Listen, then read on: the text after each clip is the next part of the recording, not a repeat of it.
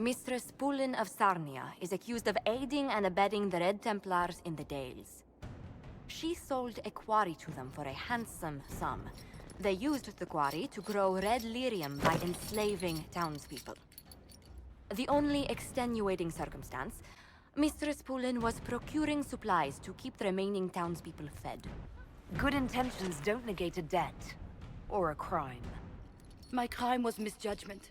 If you'd like to explain your intentions, speak. The land sale was meant to bring prosperity in hard times. Yet you kept taking coin from the Red Templars, even after you realized what they'd done to the people. Why not?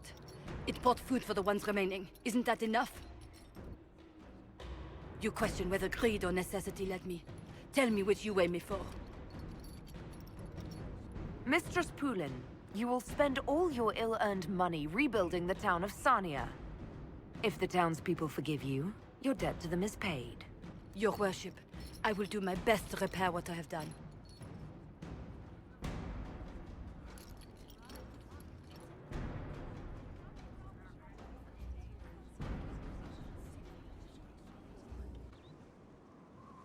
I've been reading the letters found in the quarry. Samson is making red lyrium from people? Not anymore. Not in that mine. I knew Samson had fallen, but this... it's monstrous. We have to put an end to him. Look at these orders from the encampment. That armor must give Samson extraordinary power. We may not be able to stop him. Take away his armor and the lyrium, and Samson's just another man. I couldn't say how. Templars are trained not to destroy expensive magical equipment. Samson's a menace. If we can't defeat him, no one stands a chance. Then we must destroy the armor. Perhaps Dagna has some ideas. She crafts the impossible every day. I'd like to know more about the Templars. What would you like to know? Why did you join the Order? I could think of no better calling than to protect those in need. I used to beg the Templars as our local chantry to teach me. At first, they merely humored me. But I must have shown promise, or at least a willingness to learn. The Knight Captain spoke to my parents on my behalf. They agreed to send me for training. I was 13 when I left home. 13? That's still so young. I wasn't the youngest there. Some children are promised to the Order at infancy. Still, I didn't take on full responsibilities until I was 18. The Order sees you trained and educated first.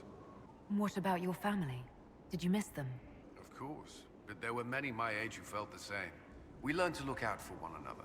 I know how I spent my time in the Circle, but what was a typical day for a Templar? Typical.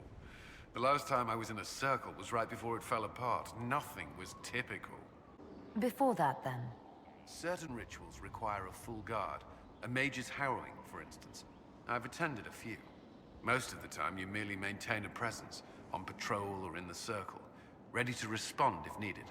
Mages pretend to ignore that presence, but they're watching you just as closely.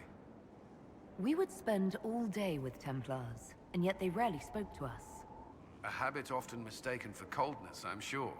But we are expected to keep a certain distance from our charges.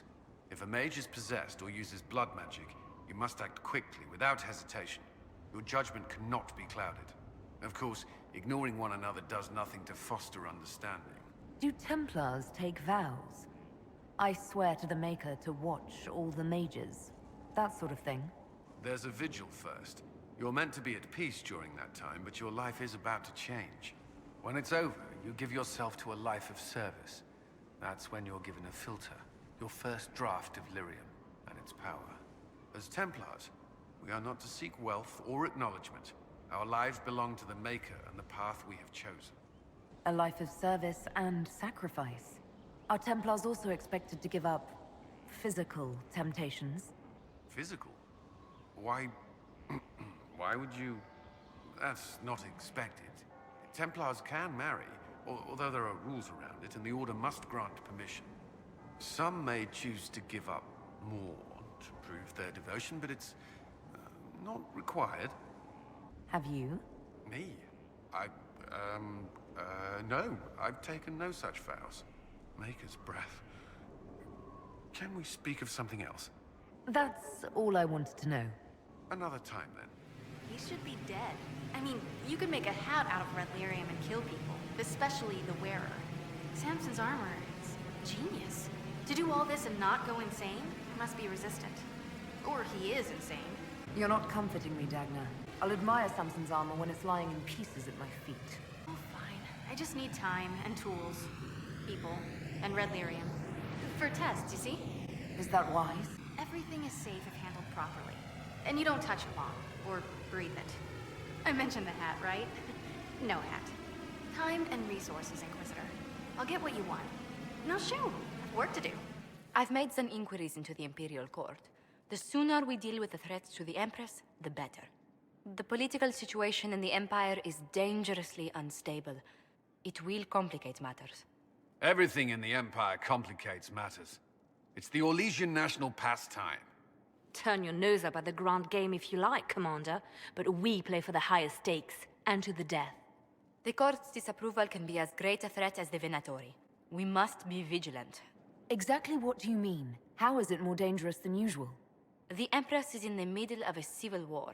Her cousin, Grand Duke Gaspard, seeks to take her throne by force. Leliana reports that a group of elves has been sabotaging both armies, drawing out the hostilities. Does Celine know about the threats against her? Can we send word? I've sent messages to the Empress, but it's impossible to know if she's received them. Don't worry, Josephine. We'll protect the Empress no matter what. I pray you're right. If your vision of the future comes to pass. The death of the Empress heralds the destruction of everything. Orlais holds Tevinter at bay. All of Tedas could be lost if the Empire falls to Corypheus. I don't care about Orlesian politics. Just get me to the Empress. Of course, Inquisitor. Celine is holding peace talks under the auspices of a grand masquerade. Every power in Orlais will be there. It's the perfect place for an assassin to hide. We need to attend this ball. I need to go shopping. I'll arrange for an invitation at your discretion, Inquisitor. Was there something you needed? I should get to know you better. We are working together after all. What would you like to know? All right. Where are you from? I grew up in Ferelden, near Honleith. I was transferred to Kirkwall shortly after the Blight. Traveling to Haven was the first I'd returned in almost 10 years.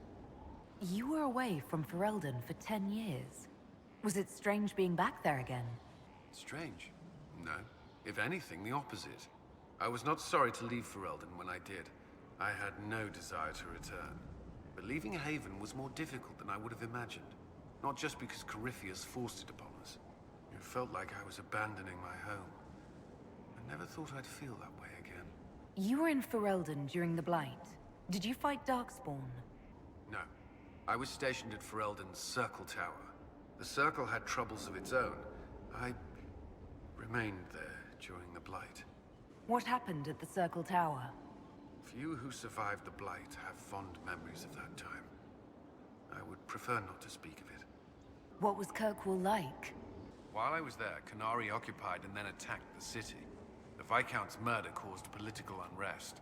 Relations between mages and Templars fell apart, an apostate blew up the Chantry, and the Knight Commander went mad.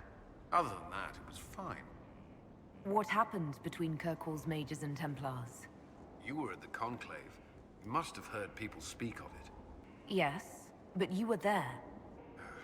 There was tension between mages and Templars long before I arrived. Eventually, it reached a breaking point. There was fighting in the streets. Abominations began killing both sides. It was a nightmare. What happened then? The Templars should have restored order, but Red Lyrium had driven Knight Commander Meredith mad. She threatened to kill Kirkwall's champion, turned on her own men. I'm not sure how far she would have gone. Too far. So you opposed her? I stood with the champion against her, in the end. But I should have seen through Meredith sooner. Varric's from Kirkwall. Did you two know each other? I knew he was friends with the champion of Kirkwall, but little else. We've spoken more since I joined the Inquisition, largely at Varric's insistence. Apparently, I spend too much time with a serious expression on my face, and it's bad for my health. I'll let you return to your work. Should you require anything, I'll be here. Did you need something? I thought we could talk. Alone.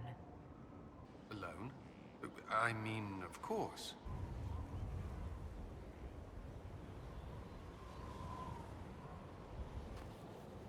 It's a nice day. What? There was something you wished to discuss. I find myself thinking of you. More than... well... all the time, really. I can't say I haven't wondered what it would be like. What's wrong? You left the Templars, but do you trust mages? Could you think of me as anything more? I could. I mean, I do think of you, and what I might say in this sort of situation. What's stopping you? You're the Inquisitor. We're at war, and you... I didn't think it was possible. And yet I'm still here. So you are. It seems too much to ask, but I want to. Commander! You wanted a copy of Sister Leliana's report. What? Sister Leliana's report? You wanted it delivered without delay.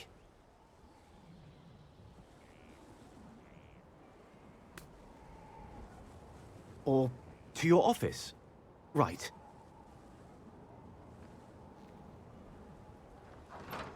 If you need to...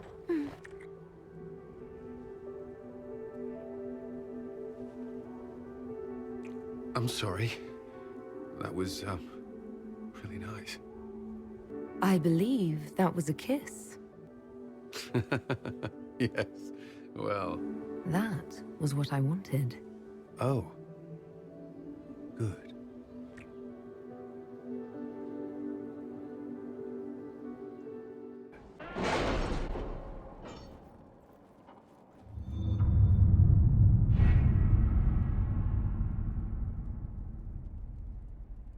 Inquisitor, we were... Eagerly awaiting your presence. Some of us more than others. I wasn't... I mean, I was. We have work to do. Of course. We have to reach the Empress before Corypheus. The only question is, how? We know how. I have our way in. The real question is, where is our enemy hiding? At the urging of Grand Duchess Florian, the Empress is holding a ball. Absolutely everyone will be there. During the festivities, Celine will be meeting for peace talks with usurper Duke Gaspard and Ambassador Briala. The assassin must be hiding within one of these factions. Do we need to go to the peace talks? The Empress must have personal guards. We could just warn her she's in danger. We've made the attempt, but... It seems that our messages never reached her. Someone intercepted them. It's better that we don't leave this to chance. If Orlais falls to Corypheus, no land is safe. Tell me everything we know about the Empress. Empress Celine is a renowned diplomat and reformer. She works tirelessly to secure peace for the Empire. Unfortunately, many Orlesians view peace as complacency. She has yet to name an heir, leaving the future of the Empire in doubt if anything happens to her. Especially when the next in line is her cousin Gaspard, who's made few friends on the Council of Heralds. How can Gaspard still be next in line while he wages war against his Empress? The title Grand Duke indicates that he was a prince before the Empress took the throne. The man who would have been Emperor.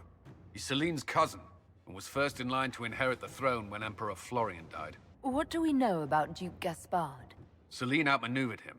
She won over the Council of Heralds, who hold authority over title disputes. She became Empress, and he a general in the Imperial Army. He's well loved by the troops. He's also a Chevalier. Most of their number sided with him when he turned on the Empress. Aren't the Chevaliers part of the army? Why would they follow the Duke? The Chevaliers see her as anti-military. They believe Gaspard could lead the Empire back to the glory of Dracon's expansion years. Who is this Ambassador Briala? An ambassador in name only. She has organized the elves of Halam Sharal into an underground army. The Empress invited her to the peace talks in a bid to gain the elves' alliance in the war. That would be scandal enough, without the rumor that Briala is a jilted lover of Celine's. A personal grudge and a network of saboteurs at her command. Wait, the Elven leader is a jilted lover of the Empress. It's not widely known.